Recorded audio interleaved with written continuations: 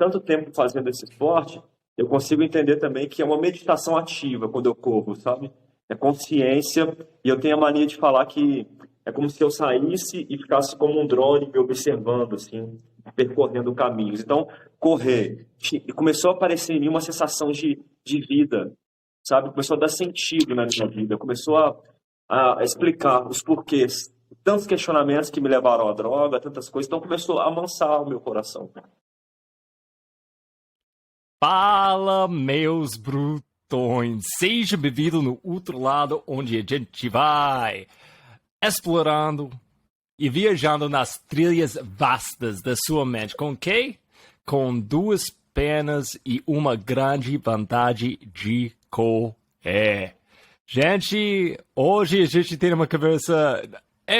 nem começou e já sei vai ser uma boa. Vai ser, porque... Eu tô muito animado a ter essa conversa com você. Roslane, cara, seja bem-vindo no outro lado.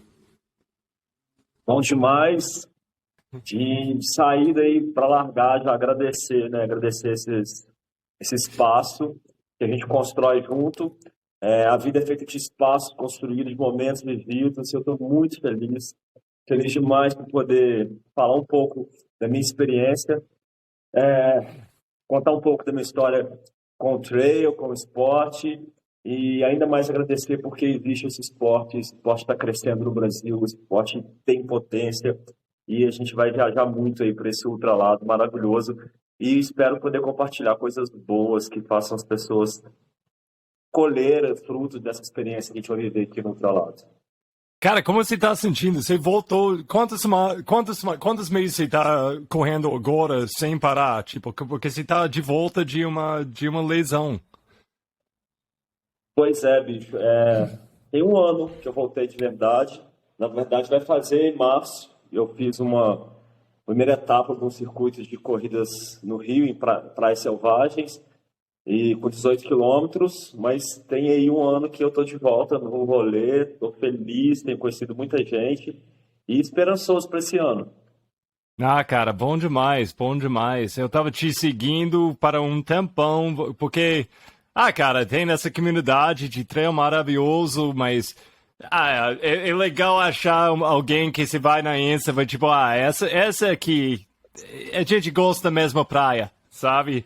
E eu sabia disso, mas quando a gente foi para largar lá na Cambotas, foi a primeira vez que a gente tinha a oportunidade de falar de verdade. E, nossa, foi um fim de semana muito legal, trocar a ideia e explorar muitas trilhas em vários sentidos com você, cara. Mas, eu tô animado, tô muito feliz de você estar de volta nas trilhas. Eu também tô bem feliz, cara. Do meu lado de cá também, quando eu descobri você por aí, outras peças desse cenário incrível, né? E eu me identifiquei e falei, cara, para mim é isso, assim, eu venho muito trabalhando com delicadeza o aspecto mercantil do esporte, o mercado, né, capitalista, e o que é o esporte em si, na sua essência pura. Aí quando eu te achei, eu falei, cara, esse cara aí é doido também, acho que a gente tem que se aproximar. E de repente, na Cambotas, eu fui para Cambotas com um desafio, assim, acho que isso também é um outro pensamento interessante, porque eu falei, e se eu morrer sem estar preparado para correr 81, mesmo que fosse picado, como foi no pé de pombo? Eu não vou fazer. Eu falei, então eu vou fazer. Se eu desistir, beleza. Mas eu tenho muita dificuldade com desistir das coisas, né? E aí na largada, cara, você chegou, me deu um cutuque assim, falou, ei, Oslani e tal. Eu falei, nossa, mano, tipo, eu me emociono e tenho sonhos, delírios factíveis, muito próximos, assim, que eu tento realizar. E um deles foi poder te encontrar, e foi mágico, né? Nossa experiência da Cambotas, os 3 dias ali, foi divertidíssimo, foi lindo, foi muita troca, foi muito bom. Ah, foi bom demais, cara. Eu gostei. Doido como eu. Eu gostei disso, cara. Cara, eu tenho que falar bem honesto. Bem honesto. Atrás coisas aqui no outro lado. Não é muito comum que eu pergunte a alguém sobre a infância da pessoa. Porque, bem honesto, normalmente é uma coisa comum. Eu tô mais interessado quando essa pessoa, ela nasceu como um corredor. Mas, na sua circunstância, eu quero ouvir como seu nascimento de verdade e seu nascimento como corredor. Porque, que eu entendo, primeiro, de onde vem esse nome? E Ah, essa coisa dos seus pais, que estava rolando na vida deles na época que você nasceu, cara, eu tenho que ouvir isso mais. ô, bicho, essa é uma história muito boa, né? E engraçado que você fala quando você nasce pessoa e quando você nasce corredor. Tem um episódio aí interessante. Primeiro, eu nasci antes, eu tinha um nome antes de nascer, porque eu nasci de 7 meses. E quando eu fui nascer, eu nasci com uma doença sem cura, chamada hidrocefalia, que é o excesso de água no cérebro. Então o médico falou: olha, falou para o meu pai, se sua mulher sobreviver ao parto, a criança ela vai morrer, mas se a criança sobreviver, a mãe vai morrer. Então tinha um boneco que foi feito por minha irmã, que tinha o nome de Betinho. E ficou Betinho, Betinho, porque se o menino não vingasse, já teria o boneco. Então foi meio que sabe, um xamã, uma coisa assim. E eu vim de 7 meses com hidrocefalia. Aos 4 anos eu tive uma graça, uma cura, e a doença desapareceu. E eu paguei promessa há 8 anos, em jubileus, né? Falando aqui, minha família é uma família que veio de circo, de feiras livres, de parque de exposições. Meu pai vendia doce, cocada, maçã do amor, cachorro-quente, o que tivesse nessas feiras agropecuárias de cidade pequena. Então a gente passava o ano inteiro mudando, nômade, de março a setembro, de uma cidade para outra, de uma cidade para outra. E quando chegava no verão, a gente se mudava para o litoral e daí era para vender coco verde no carrinho. Eu com 10 anos, 9 anos, vendendo milho verde. Então sempre foi muita correria e molecagem na alta, assim. Mas meu nome, depois, quando eu nasci, meu pai pensou em registrar Leonardo. E ele para beber cachaça. E um amigo fala assim: olha, você já tem 2 filhas. Uma é a Joselaine, que é a Jose do José, que é você, mais o sufixo Laine. A Francis Laine. Agora coloca a Oslaine, que é o osso da Osória, da mãe, que sobreviveu, e o Laine das 2 meninas. Mas foi registrado Oslani, porém o Oslani ele só chega para mim com os 19, quando eu vou lá para São Paulo, sozinho, morar depois. E eu ficava naquela de professora, não sabia falar meu nome, sempre tinha um apelido, né, sempre teve um apelido, e eu não sabia quem que eu era, eu não sabia me nomear. Isso foi um processo muito interessante também. Mas eu me lembro que quando eu era criança, e eu fui descobrir isso, daqui a pouco nós vamos falar, quando eu fui fazer minha reabilitação da dependência química, teve uma noite de sonho, eu tirei esse tempo para poder fazer muitas preces, muita meditação, e eu lembrei de uma coisa que eu falava assim quando criança: pai, eu quero ser corredor quando eu crescer. E ficava correndo. Eu passei uns 2 anos falando isso. E fui confirmar com a minha mãe. Na época, eu estava no internado, mandei uma carta e ela confirmou. Falou: cara, você passou uns 2 anos falando que você queria ser corredor, corredor. E a corrida chegou para mim dentro do processo da reabilitação. Também, daqui a pouco nós vamos chegar lá e vou explicar como nasceu o Oslani Corredor, né? Como ele chegou de novo aqui. Nossa, cara, mas antes eu tenho que entender o seco.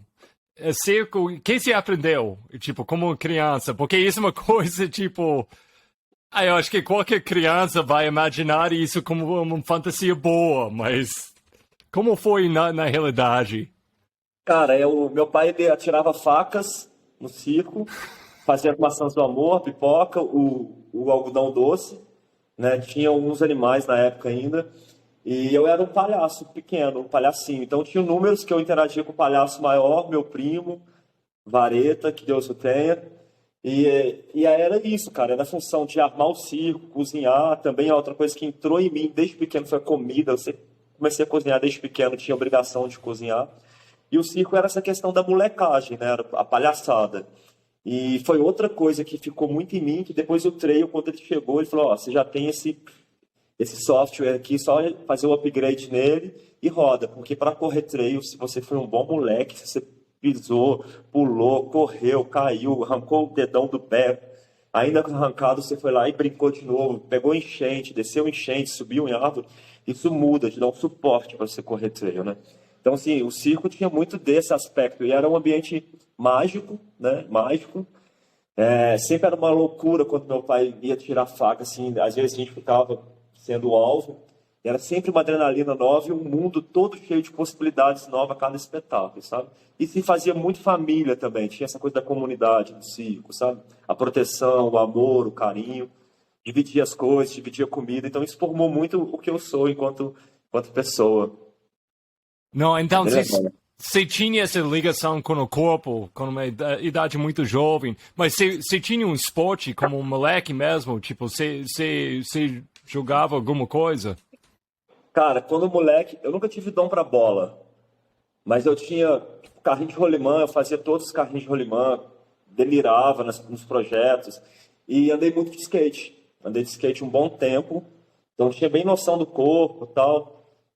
Sempre gostei de me contorcer, de experimentar posturas diferentes, mas não tinha, né? Acho que é uma realidade da grande população brasileira, o ensino público, o Estado, ele não te dá. Ele até tem oportunidade para se fazer esporte no Brasil, mas o acesso, né, quando o acesso à ponte entre quem te pega ali Uhum. na periferia, no bairro, e te leva para o esporte, né? Às vezes tem uma ou duas escolas na cidade que tem um programa de esporte, mas eu não tinha muito isso, não. Era mais o que a rua me dava mesmo, mas eu passava o dia inteiro na rua também, sabe? Brincava muito, brincava muito. E como foi o processo? Porque você morava por todo lugar no Brasil, e, tipo, como criança, você estava viajando muito. Onde foi os primeiros lugares onde você passou mais tempo, você ganhou mais tempo no mesmo lugar?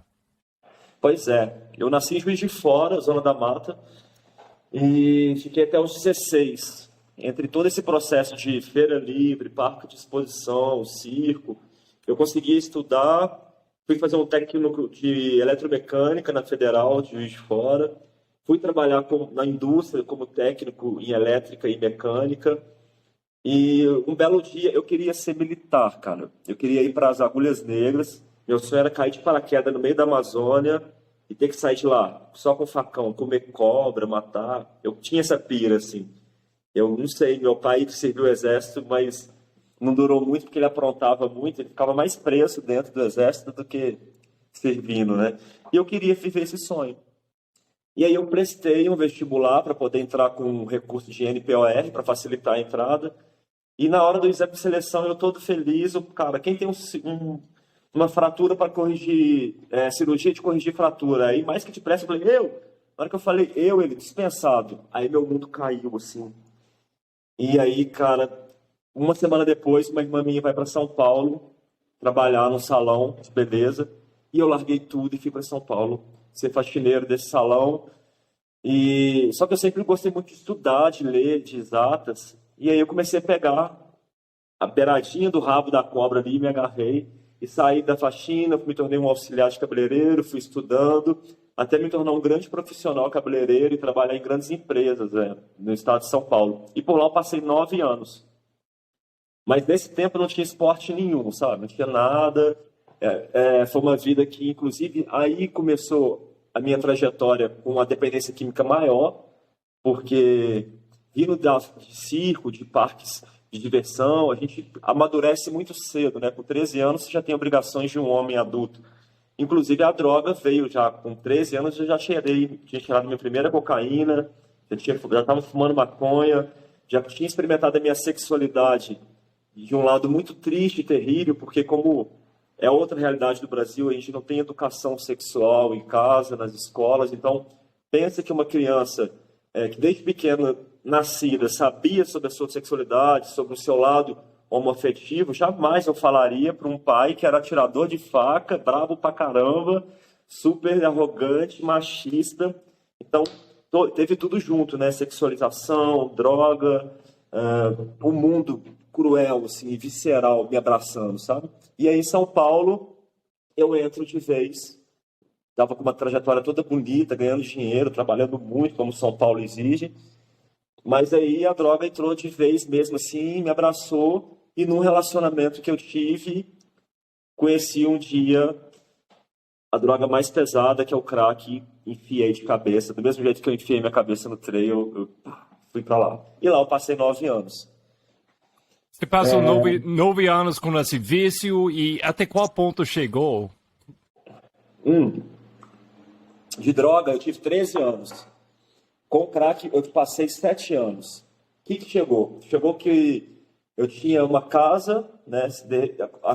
O crack ele tem uma métrica muito certa, assim. Você tem uma coisa, de repente você não tem mais, você vendeu, aí você mora de aluguel, e esse dinheiro que sobrou, que você pagaria aluguel, custearia seus outros custos, você vai viver uma vida falsa você vai para boate mais cara, você vai consumir coisas mais caras, querendo alguma coisa de autoestima.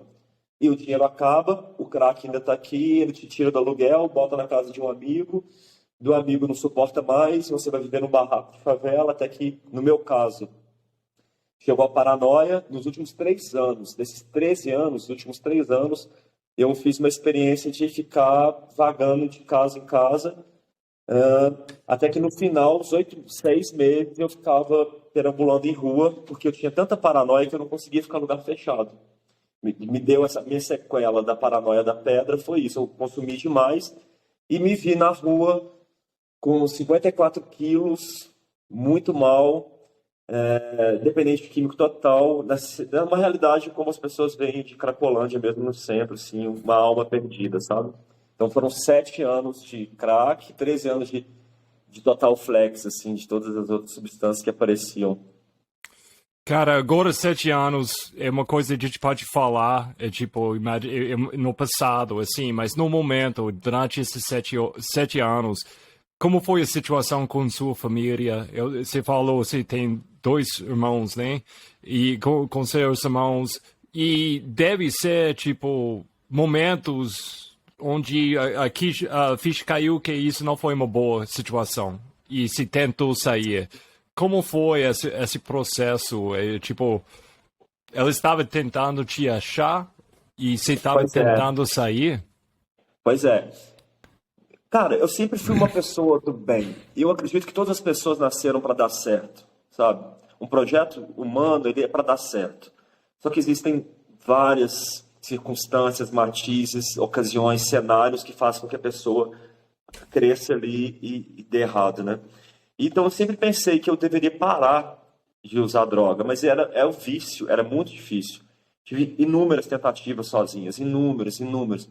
E sempre com aquele orgulho e com medo também de pedir ajuda. O orgulho atrapalha muito pedir ajuda. E aí eu tentei por várias vezes, mas nunca quis ir para uma clínica, porque tem um filme no Brasil que chama O Bicho de Sete Cabeças, onde que um pai acha um baseado na blusa do filho, arma com a mãe escondida, finge que vai levar para visitar um amigo no hospital, chega lá é um hospital psiquiátrico, amarram ele por causa de um baseado, por causa dessa criminalização e falta de educação sobre o que são as drogas e o que são as substâncias, né? Muito comum aqui também no nosso país. E esse cara, ele é torturado, o dono da clínica passa uma imagem para a família de que é lindo ali do lado de fora do jardim, só que dentro é um manicômio. E falar manicômio, nós estamos em Minas Gerais, já teve aqui no Holocausto Mineiro um episódio de manicômio em Barbacena, isso é uma questão também para ser trabalhada, sobre saúde mental. E eu tinha muito medo dessa questão, de ir para uma clínica e morrer. Esse menino suicida no filme, sabe? Por conta de remédio, e ele não dá conta e suicida. E quando você está no vício, a dependência química forte, o suicídio ele caminha lado a lado, ele fala manso no seu ouvido, sabe? Ele te seduz, assim, é sedutor. E, e eu tinha muito medo de fazer isso. Até que um dia, uma pessoa que me conhecia, eu trabalhei no salão, liga para minha família, fala que tinha me visto por São Paulo, e minha família entra em contato, sai da cidade do interior, sem nunca ter ido de São Paulo, aluga um carro com dinheiro à conta, e me procura nas ruas e me acha. A primeira vez que eles tentaram me pegar foi à força. E não deu certo. Não deu certo. Eu precisava ser amado e ser entendido. E possivelmente isso não aconteceria, porque talvez as pessoas podem pensar, mas como é que um filho da puta, um cara usando droga, quer ser mais amado, ele já está fazendo o que ele quer. Mas às vezes a pessoa precisa, o amor, a medida do amor é amar o outro na medida que ele precisa, sabe? E aí foi uma tentativa frustrada. Depois, eles voltaram, passaram comigo na casa de um amigo, eu fiquei a madrugada lá um pouco, depois saí para usar droga a madrugada inteira, e a minha irmã mais velha, que é muito corajosa, andou comigo pela favela a madrugada inteira, e aí pela manhã, quando eu estava muito louco, que já tinha usado a droga toda, ela falou assim, vamos para Juiz de Fora agora que eu vou te levar. Aí eu disse assim, olha, eu não vou não, preciso usar mais droga. Ela enfia a mão assim, na bermuda e tira a mão cheia de droga. Eu falei assim, olha, eu tenho tudo isso para você. Ela comprou escondido, e me seduziu. Eu entrei no carro com meu pai dirigindo, minha irmã e minha mãe, e fui de São Paulo até Juiz de Fora, fumando pedra com vidro fechado, e eles suportando aquilo tudo, e eu puxando freio de mão na rodovia, e parava para ficar no banheiro usando droga. Cria uma situação louca, mas eles chegaram até Juiz de Fora. E em Juiz de Fora eu fiquei 2 meses de boa, arrumei um trabalho, e daí eu comecei a ganhar dinheiro de novo, aí vieram drogas sintéticas, cocaína, depois o crack. Quando chegou, eu falei assim, bicho, eu vou morrer se eu continuar, preciso de ajuda. Foi quando eu achei uma comunidade terapêutica que tem uma metodologia que é trabalho, convivência e espiritualidade. A proposta é para ficar 1 ano, não tem médico, não pode fumar, não tem remédio, não tem muro, não tem porteira. Então você fica preso dentro da sua própria liberdade e escolha. E foi nessa viagem, que foi, na verdade, 1 ano, foi parecidíssimo com uma ultramaratona, que eu comecei a viajar e fazer esse caminho para dentro, sabe? Foi uma ultramaratona para dentro, assim. E aí eu comecei a fazer um caminho lindo em 2010 e foi dentro dessa comunidade que eu comecei a correr. Foi lá, comecei a correr. Cara, então, como foi essa? Você começou a correr? Isso foi uma coisa organizada pelo esse lugar de terapia ou foi uma coisa que você descobriu sozinho? Rapaz, essa fazenda, eles começam com uma terra que tem que ser doada e com a ajuda dos voluntários locais. E aí, toda vez que começa realmente do começo. Então, não tinha banheiro, os recuperandos que ficaram, eu fui os primeiros a chegar, e éramos 54 morando em quartos pequenininhos, até hoje já é uma outra coisa, é lindo, sabe? Eu acompanho desde o início.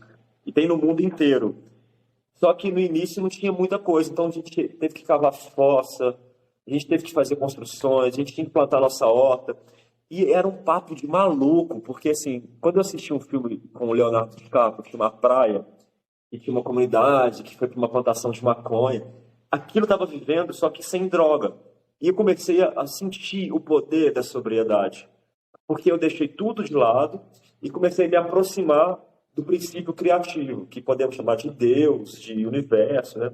Então, quando a gente se aproxima desse princípio criativo e passa as interferências, começa a sentir uma força, uma vibração, uma energia, que é a divindade, que é a força maior, a força que nos colocou, que colocou a pedra, a montanha, a grama, o esquilo, o ser humano, sabe? Esse grande arquiteto. E eu comecei a sentir isso muito forte. E tinha pouco trabalho, o trabalho acabava cedo. Eu comecei a correr de porteira a porteira, tinha 200 metros. Eu fazia ida e volta 400, 10 vezes. Eu fiz isso todos os dias. E eu comecei a me sentir muito bem, E na época não tinha WhatsApp, não tinha nada, e a gente escrevia por cartas para a família. E eu escrevi para minha irmã, olha, estou começando a correr, estou gostando, está me fazendo bem, já tem 3 meses que eu estou aqui.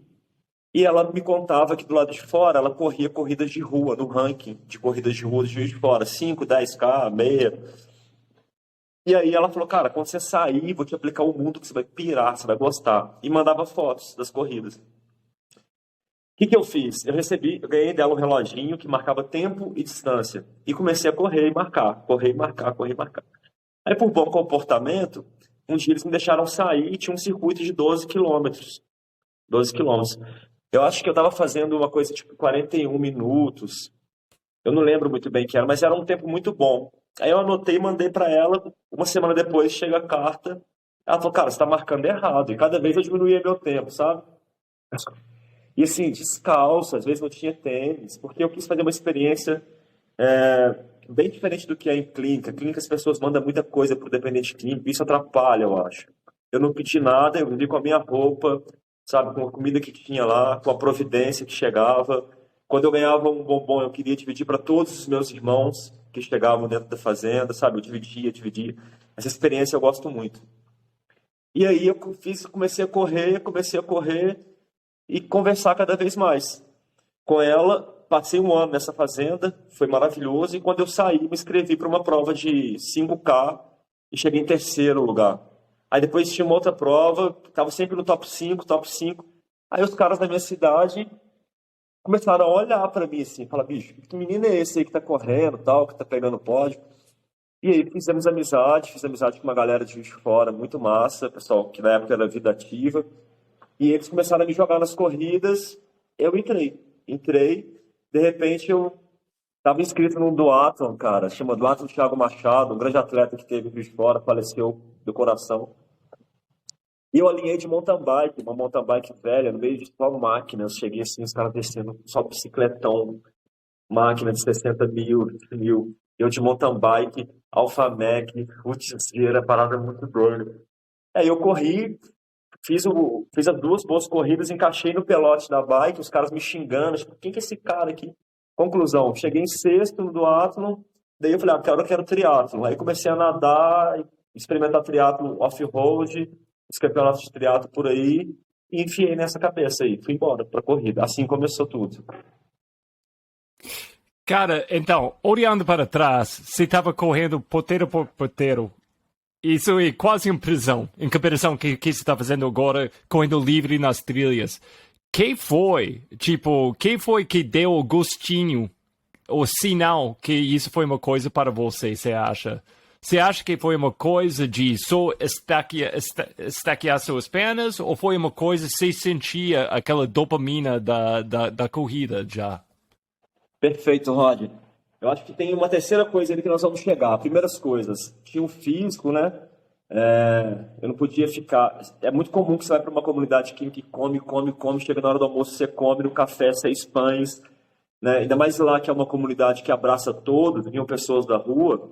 Cara, a galera comia e depois do almoço dormia e todo mundo ficando barrigudo. Eu falei, cara, vou correr porque eu vou ficar bem de físico. Segundo, eu falo até hoje, correr para mim é uma forma de oração, é uma forma de contemplação, sabe? Hoje em dia, já há tanto tempo fazendo esse esporte, eu consigo entender também que é uma meditação ativa quando eu corro, sabe? É consciência, e eu tenho a mania de falar que é como se eu saísse e ficasse como um drone me observando, assim, percorrendo caminhos. Então, correr, e começou a aparecer em mim uma sensação de vida, sabe? Começou a dar sentido na minha vida, começou a explicar os porquês, tantos questionamentos que me levaram à droga, tantas coisas, então começou a amansar o meu coração. Então, você foi correndo ponteiro por ponteiro, você começou a fazer um 3K, 10K, e depois até fazer essas provas um pouquinho mais extremas, onde você, ou como que chama, o biathlon, correr, e mais trail. Quando foi o momento onde entrou a trilha na sua vida? Ó, eu acho que quando chega o esporte, além de ser muito espiritual para mim, tinha também a questão de trazer um vício novo, né, cara? Dopamina, endorfina. Isso começou a me pegar, assim, de sentir arrepiado, sentir calor.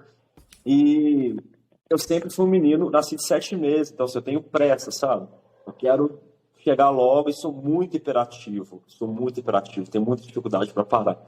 Então eu fui cada vez mais querendo mais, querendo mais. Como eu fiz com a droga, né? Eu quis mais de corrida, eu quis mais que 10K, eu quis mais que meia maratona.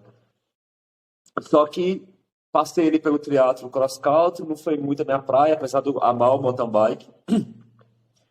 E aí eu comecei a experimentar corrida, acho que eu fiz, foi isso, foi em Búzios, eu fiz uma maratona de Búzios, eu fiz uma dupla, 21 mais 21, que eu lembro que, tipo, eu tava liderando, e a gente se perdeu porque a fita arrebentou e foi para um canto, e aí a minha dupla, o cara ficou muito puto comigo, muito puto, muito puto. Eu falei, nunca mais eu vou correr com dupla, eu vou fazer sozinho. E pro outro ano eu fiz uma inscrição nos 45K. Desculpa, isso foi mais ou menos qual ano foi isso? Isso foi em, cara, 2017. 2017. Fiz a inscrição por 45K e estava saindo do asfalto, na verdade. Antes desses 45, teve 2 episódios. Eu fui para a Maratona de São Paulo para fazer sub-3 e consegui. Depois eu fui buscar um título, tipo, reduzir, fazer Porto Alegre, que saiu 2:45, por debaixo de um temporal, a gente ficou meia hora para largar. Aí o asfalto já não tinha mais graça, porque lembra que eu falei que eu queria ser militar, cair no meio da Amazônia. O meu pai sempre me levava para acampar, ele às vezes deixava a gente na escuridão, caminhava por 40 minutos e ele apagava a lanterna, ficava quietinho, e as crianças tinham que se virar, sabe? Então tinha sempre acampamento, tinha sempre mato, e isso ficava na minha cabeça. Eu sempre fui do mato, eu sempre fui do camping, subia para as montanhas acampar sozinho, só com uma lona, uma cordinha, experimentar armadilhas com corda para pegar bicho, tentar fazer o fogo sozinho. E aí veio a maratona de Búzios, eu deixei o asfalto e fui fazer. E aí eu fui muito bem, assim, tinha um start list muito bom, tinha o Renato Foxfire, o Chico, o Gleiciomar, os caras bons, assim. E eu cheguei em quarto, cara. E foi muito louco, porque eu chegando, assim, escutando o nome, tá chegando o quarto colocado e tal. E foi muito interessante. Eu falei, cara, eu posso fazer mais. Eu posso. E uma coisa que o dependente químico sempre sofre, cara, é com as pessoas julgarem e falarem que ele não pode, que ele não é capaz. E a gente sempre começa uma coisa e não termina. Começa um relacionamento e não termina, começa um trabalho e não termina porque vai usar droga. Então fica aquela fatura, aquele boleto faltando, sabe? Da chegada. E a corrida foi importante, porque eu larguei e cheguei. Eu falei, olha, eu posso terminar assim. Eu posso terminar. E aí conheci o Chico Santos ali no Búzios, né, assim, de perto. Já tinha um pouco sobre noção sobre quem era. E depois ele foi dar um camp em Juiz de Fora, na minha cidade, e ele me faz uma proposta assim, ó, vamos passar o carnaval lá no Itatiaia. Vai eu, o Júnior Acedo e o Ricardo, o Elton Noronha, vai colar os meninos lá, tal, de Itamonte. Falei, vamos, né? Esses caras aí devem ser tranquilo. Aí eu lembro que eu fui com 5 dúzias de ovos na mochila, fui sozinho, cheguei de madrugada na porta do parque, caminhei até o abrigo, levei o ovo pro Chico, levei umas 3 dúzias de ovo pro Chico que ele pediu, e levei só legumes e armei minha barraca. O Chico estava no abrigo, ficou eu deitado aqui, meus legumes aqui do lado, e o lobo guará vindo toda noite querendo pegar minha comida. E aí, cara, Roger, foi uma experiência muito louca, porque eu não tinha noção de onde que eu estava entrando, sabe? Cara, eu tava andando com os caras brutos, sabe? Tipo, o Ei, que você tá fazendo aqui, cara? Aí foi num dia, Serra Fina, na batida só, pau. No outro dia, aí eu não consegui completar a Serra Fina. Foi na Pedra da Mina, eu desci. E aí, que é interessantíssimo, né? O trail, ele te abraça, te envolve. Descendo, já conheci a mãe do Leon, que é a Cláudia, que me acolheu. Inclusive, nesse ano na La Mission, eu vou ficar na casa deles. Então, assim, as coisas vão acontecendo porque tem que acontecer. Aí Serra Fina num dia, Serra Negra no outro, eu dei conta. No outro dia, Rubens Braga, no outro dia, Mauá. E foi paulada atrás de paulada. E Fartlek fazendo prateleiras Couto. E eu, tipo, as coisas foram chegando. Eu não sabia o que que era Fartlek, não sabia o que que era o treino tal, não sabia o que que era nada, não sabia o que era gel de suplemento. Eu levava rapadura, sabe? Não sabia o que que era nada, o que que era compressão, sabe? Eu não sabia o que que era retorno venoso, eu não sabia nada, só queria correr. E fiz uma amizade boa, cara, com o Chico. E ali também eu vendo que ele cozinhava, e eu amo cozinhar, cozinho desde pequeno, eu trabalho com cozinha para populações atingidas por tragédia ambiental, como rompimento de barragens, para poder estimular uma economia circular criativa, de base familiar. Trabalho com assentamentos também, com essa questão da cozinha afeto-intuitiva e autoral, olhando para a terra, o que a terra tem, o tempo das coisas. E o Chico tinha essa linguagem, sabe, sobre as coisas trazidas da terra, sobre o cara que viveu no Ceará, que enfrentou dificuldade, que desceu, que tinha o plantio lá, apesar do bioma caatinga, ele sempre contando. E aí me pegou, cara, aí o trem me pegou, eu falei, eu quero trem. E fui. E aí na sequência, acho que depois da Serra Fina, ali eu comecei a ficar mal, um pouco de dor. Numa prova na Serra Fina, depois eu voltei a fazer uma prova, eu rompi os ligamentos todos de um tornozelo, tive que andar 17 quilômetros com o pé todo fodido. Eu lembro que eu fiz uma bandagem, tomei um remédio, saí da montanha e 2018 até o ano passado eu fiquei assim num umbral, que eu acho que muitos atletas já passou por isso, né? E, e eu não podia voltar para a droga, não podia voltar para lugar nenhum. E foi muito difícil, né? Silenciar. Tinha acabado de entrar no grupo do Loucos por Trail, e aí aquele grupo pegando, assim, e as coisas acontecendo, e eu sem poder fazer esporte, tendo que trabalhar meditação, trabalhar minha consciência, trabalhar alimentação. e o social, né? Não me envolver para se embrenhar para bebida, para desenvolver outros vícios. Aí eu segurei essa onda toda e fui fazendo pequenas corridinhas aqui, ali, né? Fazendo uma prova ou outra. E o ano passado começou a parar.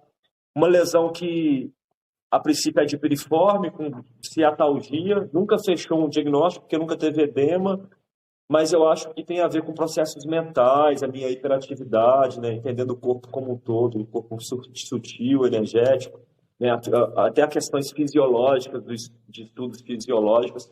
Eu apresentei algum trauma aí que desencadeou desequilíbrios mecânicos e tal, e porque também eu era um cara que estava correndo com os brutos e fazendo tudo sem ter a mínima noção, mas com uma consciência corporal.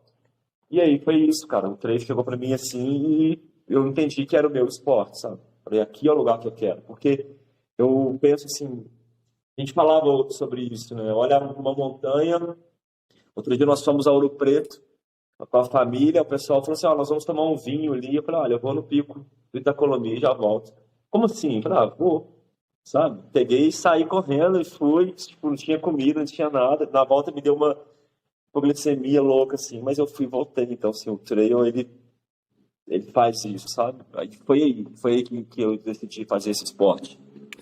Eu quero explorar uma palavra que se usava muito aqui já, e a palavra e as coisas atrás dele também, essa palavra de vício. Então, você tinha um vício que eu honestamente, às vezes, eu uso essa palavra muito, mas às vezes eu dou um pause, tipo, eu não quero negar como essa palavra é muito forte. Sim. Tipo, e eu não quero diminuir pessoas que têm vício mesmo a situação de você. O que você acha sobre essa coisa, a personalidade atrás, e usando essa palavra vício, tipo, para crack, para trail? Que são seus pensamentos com isso? Olha, eu acho que é muito difícil viver esse mundo de cara, né? Tô falando isso porque muitos do que vão escutar esse podcast tem momentos que vão beber, né? E bebida é uma substância, o álcool é uma droga, né? E inclusive uma das mais perigosas porque a gente vê pais de família, pessoas novas se entregarem a álcool sem falar assim, ele é um drogado, né? Então é delicado. Então, muitas pessoas não vão conseguir dar conta de passar num mundo que nos cobra tanto, um mundo tão hostil, ao mesmo tempo belo e lindo, sem ter um vício. Eu acho que o vício ele faz parte da humanidade desde que a humanidade existe. As pessoas elas tendem a se viciar em algumas coisas, seja no sexo, na pornografia, na corrida, no jogo, vícios bons, vícios ruins, né? São vários os tipos de vício. Então, eu acho que assim, tem um lugar mesmo para poder tomar cuidado com a palavra vício, né? Mas existe ali, eu comecei a trocar assim, a dependência química, cara, ela é sim algo presente na minha vida, só que eu mudei a substância química, né? Eu consegui fazer uma chave, virar de drogas listas para dopamina, para endorfina e vários outros hormônios aí que são elaborados no momento que a gente pratica esporte. Mas eu acho que é importante falar sobre vício, pensar sobre o que é vício, né? E talvez, quem sabe, sim, começar a modificar um pouco essa fala e não colocar essa palavra mais. Mas eu acho que tem a ver com a personalidade da pessoa, sabe? A questão de você se viciar em algo tem a ver com que aquilo que o mundo te dá. Por exemplo, se você nasce numa família que tem lá de classe média alta, que tem esporte, escola, balé, aula de canto, provavelmente você vai ter, se você for um vício por natação, vai se tornar um competidor. Mas se você nasce numa família onde seu pai tem um alcoolismo, né, bate na sua mãe, né, como aconteceu na minha casa, e ele bebe, e você já vê desde cedo a droga, você vai abraçar e vai se tornando adepto ao vício de outras coisas que não vão te colocar bem. Então, acho que tem personalidade, tem trajetória de vida, tem a questão da genética, tem o meio que nasce, né, que influencia. Assim como um corredor, por exemplo, o Bento, filho do Chico. Cara, se puder usar vício ali, o menino vai ter um vício dele, vai ser correr, que já nasceu na montanha, né? Não sei quantas vezes o Bento fez a travessia Petrópolis-Teresópolis, com 4 anos de idade. Né? Então, assim, eu acho que o meio influencia muito. Então, e aí que entra a minha fala, sempre que eu tenho uma oportunidade, quando conquisto ali uma colocação de pódio, que é fazer com que a comunidade do trail ela se estabeleça não só nessa nossa bolha, né, de viciados em esporte, mas que nós podemos cada um sair da bolha e perfurar uma escola pública para colocar, né, o esporte, o trail, como os meninos Péricles da base trail está fazendo lá na Chapada, está fazendo na Bahia, né, fazer como você está fazendo, usar outras plataformas que sustentam mídia, voz, para poder sair com o trail e mesclar, seja comigo, com a história da dependência química, né? Seja com relação técnico-treinador, seja com índice técnico sobre VO2, enfim. Então, acho que a gente tem que, se for para ser viciado em esporte, se puder usar essa palavra, que a gente consiga fazer com que saímos dessas bolhas, alcançamos os projetos estaduais, até porque fazer política não é esperar nada de político nenhum, né? A gente se fazer nas nossas obrigações diárias, pessoa melhor para a gente e para o outro. Eu acho que isso é a grande sacada do mundo aí para poder se dar bem. Você voltou na sua vida para São Paulo, onde você estava nesse momento tão baixo na vida, e você ainda conhece pessoas que estão aí? Cara, sempre vou a São Paulo, amo São Paulo, eu falo que São Paulo, o Gal Costa já dizia, né? São Paulo é como o mundo todo, São Paulo é outro país. Tenho grandes amigos em São Paulo, a minha profissão de cabelo, né, que é uma das profissões que eu tenho. Eu sou cabeleireiro, eu estudo e pesquiso abelhas, tenho apiário, trabalho com cozinha, faço o que tiver que fazer, já morei em outros países, já trabalhei em tudo que tem que trabalhar, mas eu sempre voltei em São Paulo, tenho amigos incríveis e alguns outros, essa comunidade que eu passei, eu sempre volto nela, inclusive eu fiz outras missões pelo mundo afora para abrir outras comunidades e tive a grande felicidade de conhecer pessoas incríveis que vieram das ruas, pessoas que vieram da dependência química. Lamentavelmente, eu tenho uma perda de 7 amigos que depois desse tempo que morreram por overdose ou por acidentes. E eu nunca deixei de ter contato com tantas as pessoas que apareceram, que são do meu convívio social hoje, quanto esses irmãos que estão ainda na dificuldade. Eu faço questão de ir. Aqui em BH, eu rodo muito pelo centro. Eu faço um treino que é na Contorno. Então, quando passa lá perto da rodoviária, ali é bem marginalizado, tem bastante crack. E por várias das vezes eu paro, sabe? O pessoal tá correndo, o cara passa, fala alguma coisa, tipo, com o cachimbo na mão, fala assim, vambora, atleta! Eu já dou uma olhada e já parei de sentar do lado e trocar uma ideia, sem falar, sem julgar, mas quem sabe ali eu sopro uma chaminha no coração, sabe? E o cara fala, olha, putz, esse cara falou alguma coisa que tá parecendo com o que eu tô vivendo, e aí de repente muda tudo, sabe? E sempre que eu tô na corrida, que eu tenho muita dificuldade, eu tento lembrar do rosto de algum marginalizado irmão meu na rua, com cachimbo na mão, assim, eu falo assim, esse passo é por essa pessoa. Esse passo que eu vou dar agora é por aquele rosto que nem me conhece. Mas eu sei que esse passo tem energia suficiente para chegar no coração dela e mudar uma microchave, sabe? Então, eu quero ter, assim, sempre contato com todo mundo, sabe? Da vida pregressa e dessas pessoas que o esporte veio me trazendo. Cara, você acha que duas coisas que eu tô imaginando deve ser um pouquinho difícil, mas eu quero entender pelo ponto de vista de você. Primeiro, voltando para esses lugares, tendo vontade de voltar, vamos por um momento baixo na vida, você tem um relapse, onde você vai voltando, essa coisa assim. Ou dois, tipo, eu sei para mim, quando eu vou vendo pessoas passaram pelo mesmo problemas que eu tinha o poder de sair, às vezes eu não lido com isso tão bem, porque eu sei a saída tá aí. Eu sei, você só tem que fazer essas etapas, você vai chegar. Eu tenho essa imaginação que eles vão ver a mesma vivência que eu tinha.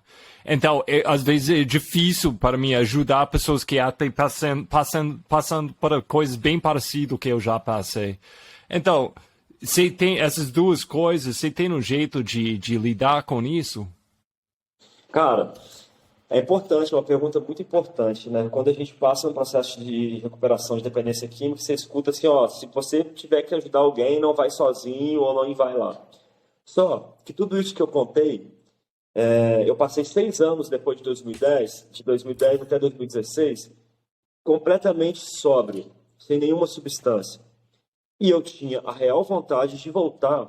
Eu quis fazer uma recuperação bem feita para voltar para a sociedade e viver como um cidadão, e viver como um ser humano comum. Eu não aceitei voltar e viver como uma rédea de religião, sabe, só olhando assim, porque isso existe também. E está tudo bem se a pessoa consegue ali. Eu voltar e ter remédios. Então, quando eu tive o esporte, esses 6 anos de sobriedade, eu encontrei em mim um ponto de equilíbrio, onde que eu poderia pisar. E aí eu comecei a tomar algumas cervejas depois de treinos com os amigos e decidi aonde eu posso ir com álcool. Hoje em dia eu não bebo porque eu voltei a correr, né? E o álcool lesiona muito, atrapalha muito a recuperação. Só que eu consegui, com esses 6 meses, criar um instrumento de acessar as pessoas que estão com problemas, sabe? Então, assim, nem todo mundo vai entender o que eu entendi. Eu conheço poucas pessoas que fizeram o processo, que passaram o que eu passei. Eu acompanho até hoje o trabalho da clínica que eu passei e poucas pessoas têm sucesso, poucas pessoas conseguem, poucas pessoas não tiveram recaída, sabe? A maioria tem muita dificuldade com relacionamento, recai mesmo, não pegaram o esporte, então procuram outra satisfação, seja no sexo, seja em outras drogas, mas precisa de muita força para fazer. Mas o que eu faço hoje em dia, por exemplo? Tem um projeto aqui na cidade que chama Com Deus Tem Jeito, que a gente pega a galera que está na rua, existe uma casa aqui no centro, onde a gente fica lá e chega o irmão usuário e ele fala, olha, eu quero mudar, beleza, você quer? Então passa aqui uma semana, vindo todo dia, entendendo um pouco da metodologia desse lugar, que é a comunidade, para quando você se sentir preparado, você vai. E lá a gente tem a experiência de dar banho, de curar feridas, de dar um colo, de dar um abraço, sabe? Então, assim, não é fácil chegar, mas eu acho que eu fui criando uma musculatura na alma, sabe? Para poder hoje em dia trabalhar questões assim, inclusive falar abertamente sobre esse tema, né? É muito difícil as pessoas falarem, principalmente quando se tem o crack, porque acho que uma vez que tem crack vai morrer, não tem jeito, né? Isso diminui a família que tinha dinheiro e antes o filho se adoecer, uma família que tem uma posição na sociedade, né? As pessoas têm medo de falar das suas fraturas, das suas dificuldades. Mas para chegar tem que ter, sim, uma certa musculatura, sabe? Porque não é simples, não. E não tenho vontade, não tenho vontade. Cansei de ser escravo de droga. Nossa, não é para mim. Já dei tudo, já entreguei tudo, já corri essa prova. Não alinho mais aí. Tô fora. Cara, quero falar sobre uma outra coisa. Não sei se você ia colocar isso na categoria de vício na sua vida, mas abelhas. Como entrou essa relação com elas? E fala um pouquinho sobre isso para mim. Boa. Acho que dá para perceber também na fala, assim, eu sempre busco ir para o meio ambiente, para o natural, para o mato. E eu sou uma pessoa muito curiosa e eu não quero perder tempo nesse mundo, então eu quero me expandir, quero saber um pouco mais de tudo, de abelhas. Atrás do meu telefone aqui tem uma fruteira e eu fico pensando, cara, o que é formado um mamão, como é que pode ser a casca, além da casca. Então eu vou pesquisando tudo, sabe? Tinha uma revista chamada Super Interessante, ou Como as Coisas Funcionam. Eu sempre quis ter isso, né? Eu sou da época que a biblioteca na escola não tinha livro, tinha uma enciclopédia chamada Barça. E era maravilhoso, e só os meninos que tinham dinheiro tinham Barça. Eu sempre gostei de ir para a biblioteca, ler, pesquisar, saber de mais um pouco. E aí, em 2018, uma irmã minha com um problema de glaucoma no olho, que é uma doença que ataca principalmente a população brasileira de baixa renda, pobre, ela falou que escutou alguém falando sobre um mel de abelhas sem ferrão, abelhas nativas. O Brasil detém a maior quantidade de espécies no mundo, na faixa tropical, dividindo aí com África e Oceania. E ela foi atrás desse curso, desse mel, e um senhor falou que dava curso de abelha. Ela voltou sem o mel e falando sobre um curso de apicultura. E eu sempre quis apicultura, porque quando eu era criança, meu pai tinha mania de trazer para casa bichos. Já trouxe lobo-guará, já trouxe cascavel, já trouxe coruja, sabe, Dobermans. Uma vez ele trouxe 3 Dobermans que ele achou no lugar. Caixa de abelha que trazia. Meu pai era uma pessoa muito louca. No circo tinha umas caixas de abelha que rodava com a gente. Abelhas perigosas e às vezes ficava perto das pessoas. Era uma coisa muito louca. E aí eu fui fazer o curso de apicultura. Até que eu fiz o básico e descobri esse mel para curar o olho da minha irmã, com gotas de mel. Só que a indústria farmacêutica não vai para esse lado, né? Porque ela precisa produzir, junto com a indústria do veneno, o veneno para causar o problema e o remédio para você achar que vai causar o problema. Né? Essa indústria mercantil dos fármacos no mundo. E eu descobri que a abelha falava de tudo. Falava de sociedade, falava de biologia, falava de matemática, falava de cosmologia sobre as estrelas. Né? São indivíduos que estão há 60 milhões de anos existindo. E eu gosto muito de botânica. Entrei para a abelha, comecei a gostar muito da botânica, de estudar, de ver. Minas Gerais, principalmente, é o berço da própolis verde, que é uma própolis fundamental para a cura de problemas bactericidas no corpo. E eu fui linkando com isso, e correndo montanha, eu sempre, principalmente na Serra Fina, teve um episódio que, antes disso, que desceu um pessoal com queijo e carregando muito mel, assim, foi lindo ver, sabe, umas mulas lá no alto. E aí eu sempre, com aquela coisa da abelha, falei, cara, vou mexer com a abelha porque eu acho que a abelha é uma porta de entrada para a educação ambiental. Isso pode chegar nas escolas públicas. Se eu chegar com a abelha falando de tudo, imagina um moleque que está cansado de aprender matemática de forma tradicional, aprender numa horta, num céu livre, né, sobre ângulos, olhando para uma colmeia de abelha, e ali eu consigo introduzir o esporte. Então, o esporte ele vem trazendo isso, porque eu estava num ambiente completamente natural, várias vezes eu encontrando com abelhas, e eu me deu vontade de saber as abelhas nativas quais são, a história das abelhas, formação das abelhas selvagens, e resolvi fazer um curso de apicultura. Depois eu me envolvi mais ainda, criei com um amigo um apiário orgânico. No meio da pandemia, eu fiquei sem trabalho, fechamos o salão, na época eu estava com o salão da minha cidade. Comecei a vender mel, vendi mel para o Brasil inteiro, mandando próprios para o Brasil inteiro. Caiu no Instagram, deu uma viralizada. E eu resolvi fazer um curso superior em abelhas para poder ter esse conteúdo e ainda ter um sonho de chegar nas escolas públicas com um modelo transversal de ensino para se ter educação ambiental, porque se a gente focar nas crianças, a gente teve um rombo geracional aí de falta de educação, com desgovernos, né? com tantos prejuízos e descasos por nossa mãe, por nossa casa, terra, que é geracional. Então tem que trabalhar a criança que está aqui agora, para poder, daqui uma outra geração, tudo ser mais organizado para se fazer um levante, para reparar os danos que a gente faz tanto, né? E foi isso, cara. A abelha entrou na minha vida, sim. Hoje eu sou uma pessoa que pesquiso abelhas, tento me beneficiar o máximo dos produtos que as abelhas trazem, do estilo de vida. Para manejar a abelha, você precisa ter um coração manso. Não dá para ter um estilo de vida noturna, de bebida, né? De asperidade com as pessoas, eu sou uma pessoa rude, brava.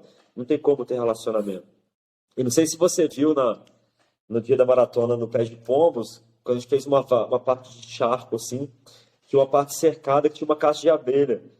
E você passou na frente, então, aí nisso que você passou ali pro lado, assim, já dei aquela escapada, passei debaixo da fita, fui lá, dei uma olhada e tal. E eu gosto de ter essa experiência, eu gosto de manejar a abelha, às vezes, sem equipamento, sentir a energia.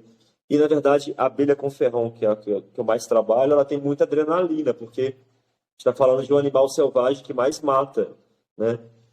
Então, assim, de novo, eu preciso, na terapia eu descobri isso, que eu estou sempre em ambientes de correr perigo, de adrenalina, sabe? De testar, de superar, e a abelha entrou nesse lado aí e ficou, e está até hoje. Cara, com sua volta agora, ano passado você voltou para correr, como que é essa vivência de redescobrir correr, redescobrir o, tipo, sua vida nas trilhas, sentido mesmo, porque você estava fora olhando, como você falou, você estava sentindo um pouquinho fora, mas ainda olhando de longe.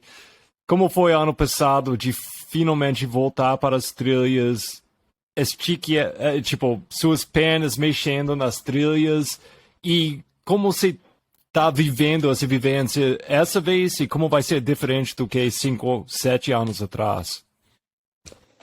Bicho, Não sei. eu ainda tenho que Quatro. trabalhar muito. 4 anos atrás, desculpa. Eu ainda tenho que trabalhar muito a minha consciência, né, corporal e energética, que ainda tem aqui um pouquinho, às vezes aparece um pouco de desconforto, de dor, né, mas eu sei que isso vai ser curado, né, não tem nada que não possa ser resolvido, né, tudo tem um jeito de se resolver. E esse ano que passou, fui encaixando ali alguma coisinha, foi dando resultado. Fiquei muito feliz de voltar para a cena, assim, e ver como eu fui bem recebido, sabe? Muitas pessoas entraram, muita gente chegou. Mesmo quando lá atrás, quando eu entrei, quando eu comecei, estava se formando a seleção do Trail Run, né? Eu lembro que o Hamilton Miragaia foi nessa casa que eu estava em Passa Quatro, com os meninos, tipo, os moleques estavam com 12 anos, cara. A Aisma estava novinho, sabe? E, e aí eu vejo tudo diferente, né? Eu sou tímido, fui chegando na manha, tal. Eu sou uma pessoa que eu não acredito que você tem que ter equipamentos de primeira geração para correr. Penso outra coisa. E foi engraçado, teve uma prova que eu cheguei assim, com todo mundo cheio de tênis novo, com todos os materiais caríssimos, caríssimos. Eu falei assim, nossa, eu vou sobrar aqui, né? Eu vou sobrar e vai dar nada para mim. Mas ao mesmo tempo eu sabia que quem faz correr é outro lugar, é aqui e aqui, sabe? É o coração e a mente, né, cara? É o coração para tocar esse sangue para ir e a mente. E aí eu fiz um bom desempenho, todas as provas que eu participei, eu fiquei muito feliz.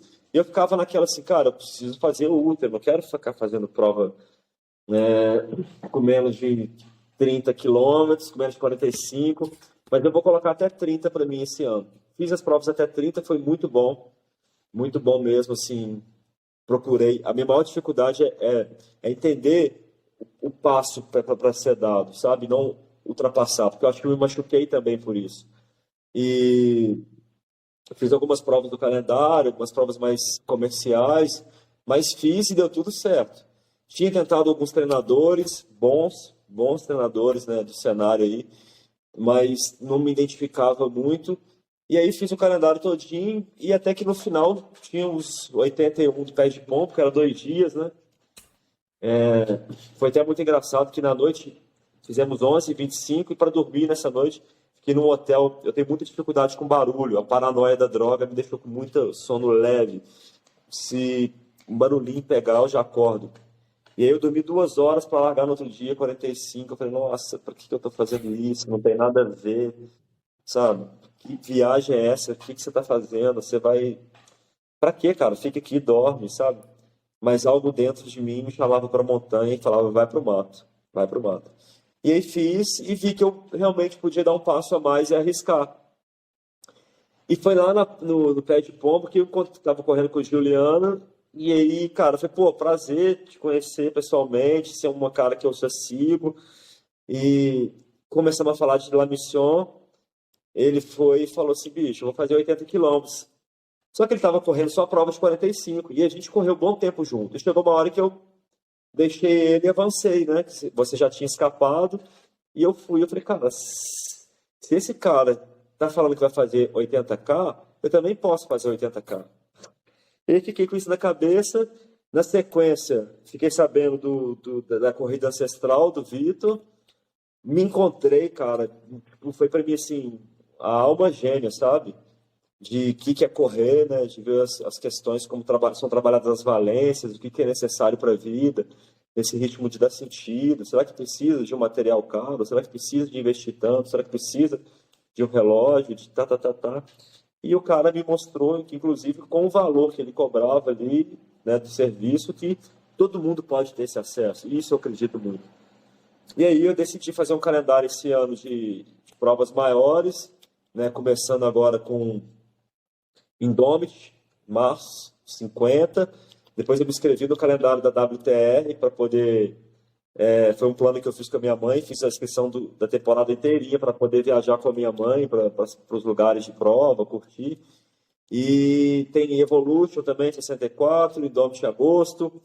E um grande projeto que é a travessia da Chapada Diamantina, que vai sair depois do Carnaval, em 9 dias, que eu vou começar no norte e vou descer sozinho com uma mochilinha de 15 litros, tentando ganhar a acomodação na casa de locais.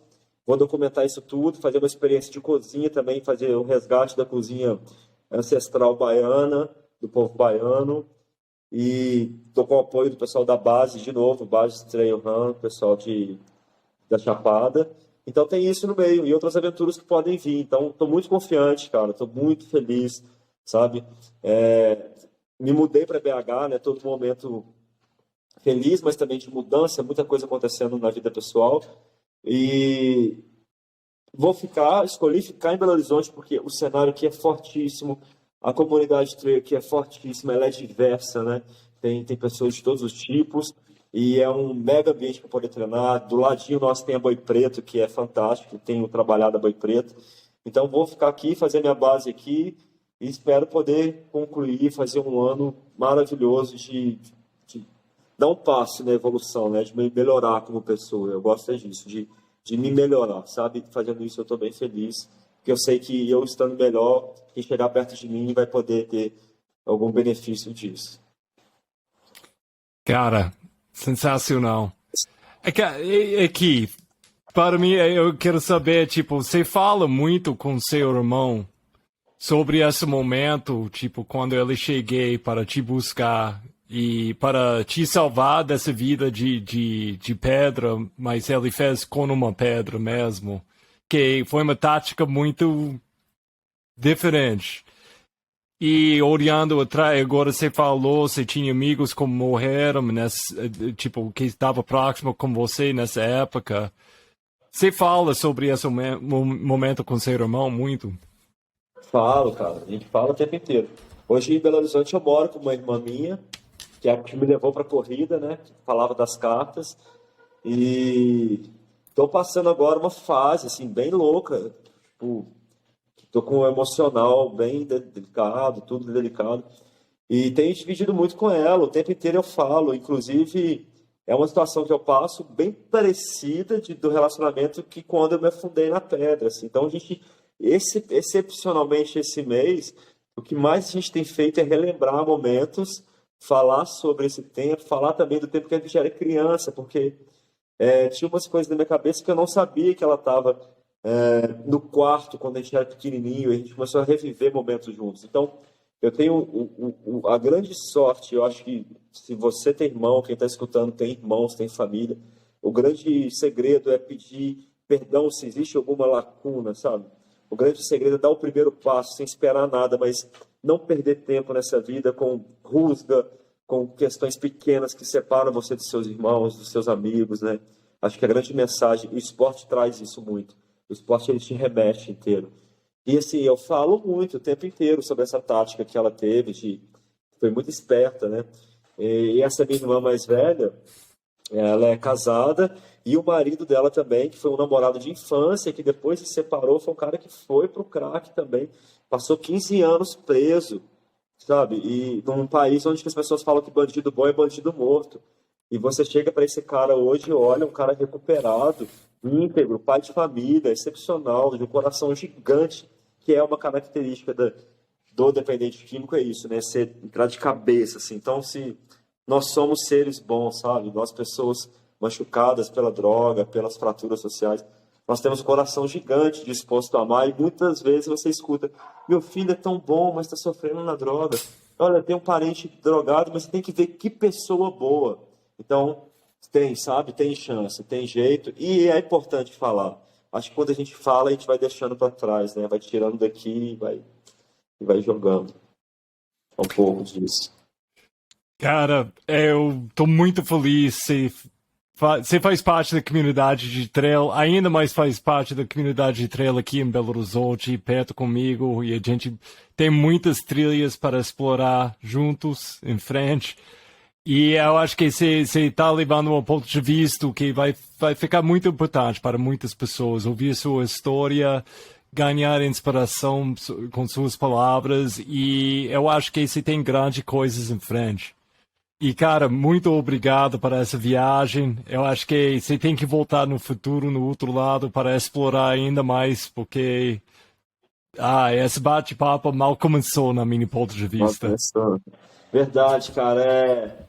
E é isso, assim, se alguém tem vontade de mudar de vida, né? Muita gente quer emagrecer, quer sair do sedentarismo. A corrida é um esporte plenamente democrático, né? Você precisa só do seu corpo. Você pode correr descalço se você não tem tênis, mas é um esporte onde que alinha todo mundo. Pena que hoje que o mercado mercantil cada vez se cobra muito mais caro, então às vezes tira ali o acesso, né? É muito comum. O corredor no Brasil, a maioria, você vê grandes corredores vieram da pobreza, vieram da classe média baixa, e muitas vezes a corrida de rua hoje, que era paga R$ 20, hoje é um outro valor. Eu entendo, eu sei do que é um corre de montar corrida, a organização. Não é fácil fazer uma organização, montar uma estrutura, montar arena, divulgar, vender, não é fácil. Mas precisa ter espaço para pessoas que não podem pagar o todo, sabe? Porque a pessoa vai começar a correr, você que quer começar a mudar o seu físico, ganhar um novo sentido, ganhar uma explicação a tantos porquês, sai correndo.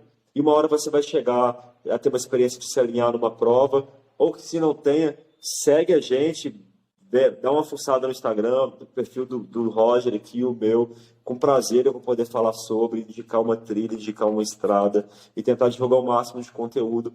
E eu te agradeço demais. Primeiro porque cruzamos os caminhos, né? E a felicidade ela é real quando partilhada.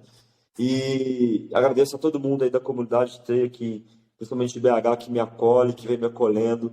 E contem comigo para poder dar o melhor para o futuro do nosso esporte, o futuro do nosso país, e o futuro das nossas crianças, porque tem como mudar o mundo. Se cada um mudar o seu mundo, o mundo muda, né? É isso aí. Isso aí, irmão. Amém, amém e aleluia. Gostei Amém. demais. Bom demais. Abraço forte, irmão, e até a próxima vez, quando a gente vai viajar no outro lado. E boas viagens aqui, cara. Essa viagem para a Bahia parece espetacular. Bora, vamos embora. Até a próxima, então, meu irmão. Depois dessa viagem, você tem que voltar e cantar essas histórias para todo mundo aqui. Deixa comigo. Vou levar vocês no coração e com certeza vai dar tudo certo.